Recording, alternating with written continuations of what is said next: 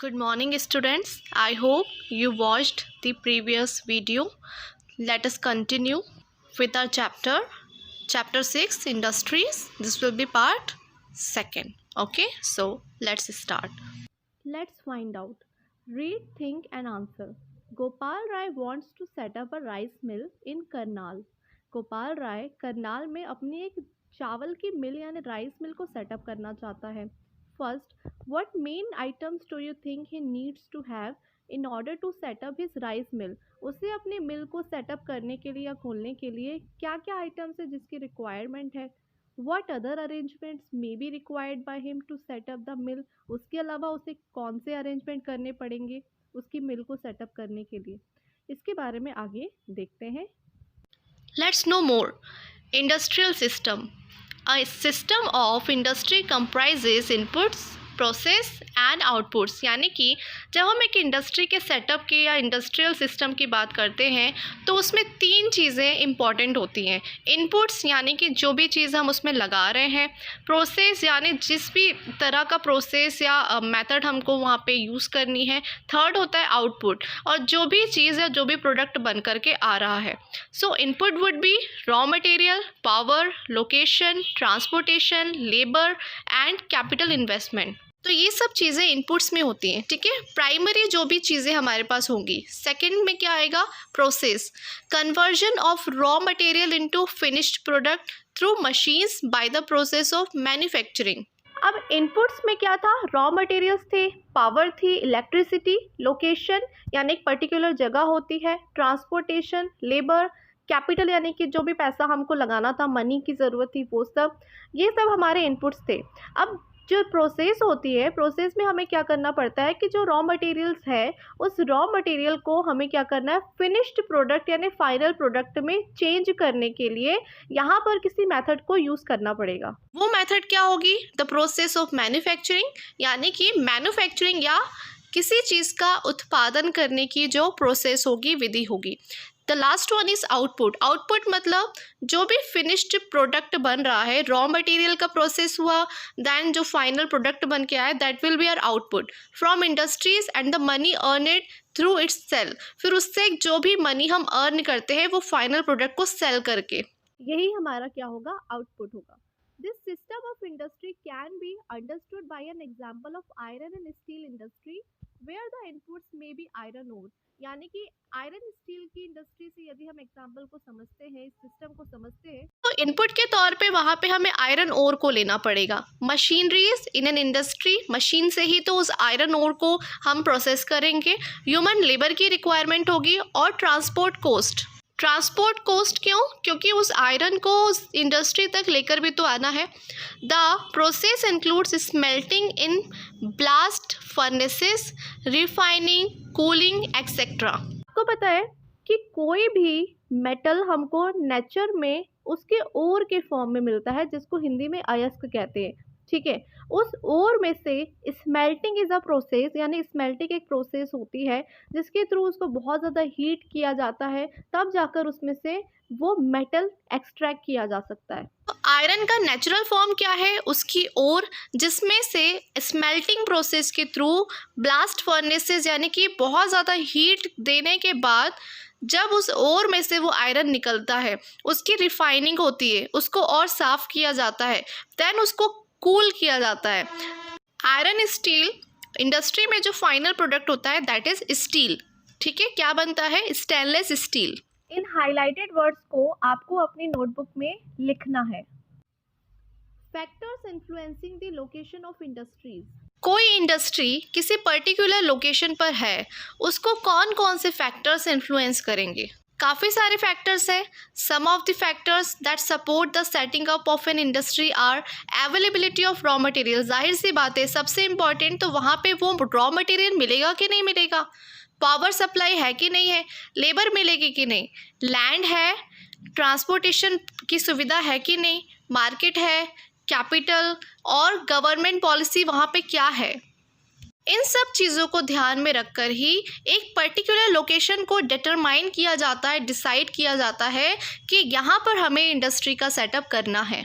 इन सारे फैक्टर्स में से कुछ फैक्टर्स भी यदि हैं तो भी हम एक मैन्युफैक्चरिंग इंडस्ट्री को एक पर्टिकुलर प्लेस पर इस्टेब्लिश कर सकते हैं। एक्चुअली में जो बहुत दूर इलाके होते हैं या बहुत रूरल एरियाज़ या बैकवर्ड एरियाज़ होते हैं, ऐसे रीजन्स में गवर्नमेंट एनकरेज करती है लोगों को या इंडस्ट्रियलिस्ट को कि वो अपनी इंडस्ट्री को सेटअप करें। वाई? वो चाहती है कि ऐसे एरियाज़ का डेवलपमेंट हो। इसलिए establishment of an industry in a town or city helps in its growth and development। क्योंकि हम जानते हैं कि किसी पर्टिकुलर रीजन में यदि इंडस्ट्रीज आती हैं किसी भी टाउन में या किसी सिटी में, तो वो वहाँ एक डेवलपमेंट लेकर के आती हैं, वहाँ उस पर्टिकुलर प्लेस का ग्रोथ हमें देखने को मिलता है। This diagram shows the factors influencing the location of industries which are availability of raw material, power supply, labor, land, government policy, capital, market, transportation. Okay? Industrial disaster. Technical failure or careless handling of hazardous materials in an industry can result in disasters or accidents. मशीनें खराब हो जाएं अचानक से या मशीनें काम करना बंद कर दें तो क्या होगा? फेलियर आ जाएगा पूरी इंडस्ट्री में। ठीक है, अचानक से काम बंद हो जाएगा। कोई हज़ार्डियस मटेरियल है या जो बहुत ही ज़्यादा डेंजरस कोई मटेरियल है उसको केयरलेस तरीके से उसको रखा जा रहा है इंडस्ट्री में, तो जिसकी वजह से एक्सीडेंट्स होने की भी संभावना है। और काफ़ी सारे इंसिडेंट्स हम देख सकते हैं पास्ट में जो इसकी वजह से हुए भी हैं कि लोगों का जो भी इर्रिस्पॉन्सिबल बिहेवियर रहा है, जिसकी वजह से पूरी इंडस्ट्री को यहाँ पे और पूरी इंडस्ट्री के जो लोग हैं उनको भी यहाँ पे सफ़र करना पड़ता है। साथ ही साथ उन लोगों को भी सफ़र करना पड़ता है जो उस इंडस्ट्रियल एरिया के आसपास रहते हैं। ऐसा ही एक इंसिडेंट जो है 3 दिसंबर 1984 का इंसिडेंट है एट अराउंड 12:30 AM इन भोपाल में 1984 में एक इंसिडेंट हुआ था। ये आज तक जो बहुत बड़ी जितनी भी ट्रेजेडीज़ हुई हैं उसमें इसको गिना जाता है। एक्चुअली में भोपाल में एक फैक्ट्री थी जिसका नाम था union carbide factory. Highly poisonous methyl isocyanate gas, वहाँ पे बहुत ही ज़्यादा पॉइजनस यानी जहरीली गैस थी मिथाइल आइसोसाइनेट, जो लीक हो गई थी। किसके साथ? हाइड्रोजन साइनाइड के साथ। ये दोनों ही बहुत ही जहरीले थे। एंड अदर रिएक्शन प्रोडक्ट्स, और कुछ दूसरे प्रोडक्ट्स थे जो रिएक्शनरी प्रोडक्ट्स थे। इस इंसिडेंट की वजह से 3598 लोगों की डेथ हुई थी। ये तो सिर्फ ऑफिशियल रिकॉर्ड से जो उस टाइम पर 1989 में जो ऑफिशियल रिकॉर्ड फाइनली जो आए थे उससे हमें ये पता चला कि 3598 लोगों की डेथ हुई थी। Thousands of people who survived till date suffer from many ailments like blindness, gastrointestinal disorder, impaired immune system, etc.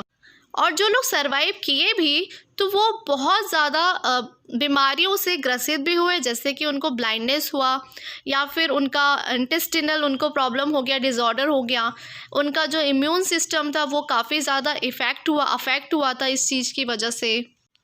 Another such incident occurred in Gyeonggi, Chongqing, China. ठीक है, on 23 December 2005, where a blowout in a gas well took the lives of 243 people. Around 9,000 people got injured and 64,000 people were evacuated. मतलब एक gas का कुआं था वहाँ पे, जो एक इंसिडेंट हुआ था चाइना में 2005 में। वहाँ पे 243 लोगों की जानें चली गई थी, 9,000 लोग इंजर्ड हो गए थे और 6,000 जो लोग थे उनको उस प्लेस से, वहाँ पे जो रह रहे थे वहाँ से उनको खाली करा करके किसी और जगह पे शिफ्ट किया गया था। Do remember you have to write the meanings of these highlighted words. A large number of people lost their lives as they were not able to run from the explosion. वो जो explosion हुआ, लोग जब उस जगह को छोड़कर नहीं जा पाए तो उसकी वजह से उनकी जानें चली गई। कुछ लोग जो अपने आप को बचाने में कामयाब भी हुए उस ट्रेजेडी से, तो भी वो भी कहीं ना कहीं सफ़र हुए। उनकी स्किन बर्न हुई थी, आइज़ और लंग्स, तो उनको भी काफ़ी ज़्यादा नुकसान यहाँ पे फेस करना पड़ा था। तो आपने जाना कि इंडस्ट्रियल सेटअप करने के लिए हमें किन चीज़ों की ज़रूरत है, प्लस इंडस्ट्री का सेटअप करना ही काफ़ी नहीं है, उसमें जो भी एक्टिविटीज़ चल रही हैं उसको प्रॉपर तरीके से हैंडल किया जाना चाहिए, मैनेज किया जाना चाहिए, हर तरह से केयरफुल रहने की ज़रूरत है, नहीं तो हमको बहुत ज़्यादा गंभीर परिणाम देखने को भी मिल सकते हैं। Now we see what are the measures to reduce the risk. आखिर इस रिस्क को कम कैसे करें? The following are some measures to be taken to reduce the risk of industrial disaster. इस इंडस्ट्रियल डिजास्टर से बचने के लिए क्या तरीके हैं? ऐसी जगह पे इंडस्ट्रीज़ को इस्टेब्लिश किया जाए जहाँ पर लोग कम रहते हैं या आबादी कम हो, ठीक है। People who live in the immediate surrounding of industry should have proper awareness. उनको पूरी जानकारी होना चाहिए about the storage of hazardous toxins and their impact so as to follow safety measures in case of an accident, ताकि वो समय रहते अपने आप को उस चीज़ से प्रोटेक्ट कर सके, बचा सके कि किस तरह के केमिकल्स से यहाँ पे काम किया जाता है, ठीक है। तो पहले से ही उनमें एक अवेयरनेस होना चाहिए। Hazardous toxin should be stored in limited quantities, यानी एक्सेस क्वांटिटी में ना रखा जाए। जो MIC या मिथाइल आइसोसाइनेट जो लीक हुई थी उसका रीज़न ये भी था कि वो बहुत ज़्यादा अमाउंट में वहाँ पे मौजूद था, बहुत ज़्यादा क्वांटिटी में वहाँ पे मौजूद था।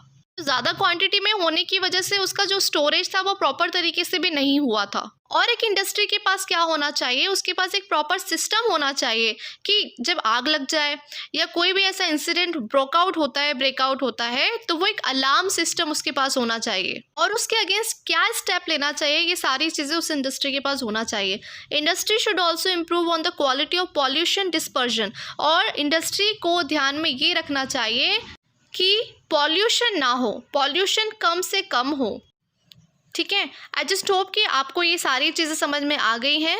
If you don't understand something you can ask me, okay. This is the homework. Let's try to answer the given questions in your notebook. What factors need to be taken care of while deciding the location of an industry? अभी हमने जाना कौन कौन से factors हैं जिनको हमें ध्यान में रखना है किसी भी इंडस्ट्री की लोकेशन को डिसाइड करते समय। What are industrial disaster? Industrial disaster क्या है? What measures can be taken to reduce such a disaster? और कौन कौन से मेजर्स को आप ले सकते हैं इस तरह के डिजास्टर्स को कम करने के लिए। Questions of practice book I will send in the group. Complete your work and send it to me till 7 o'clock. Thank you students. Have a good day.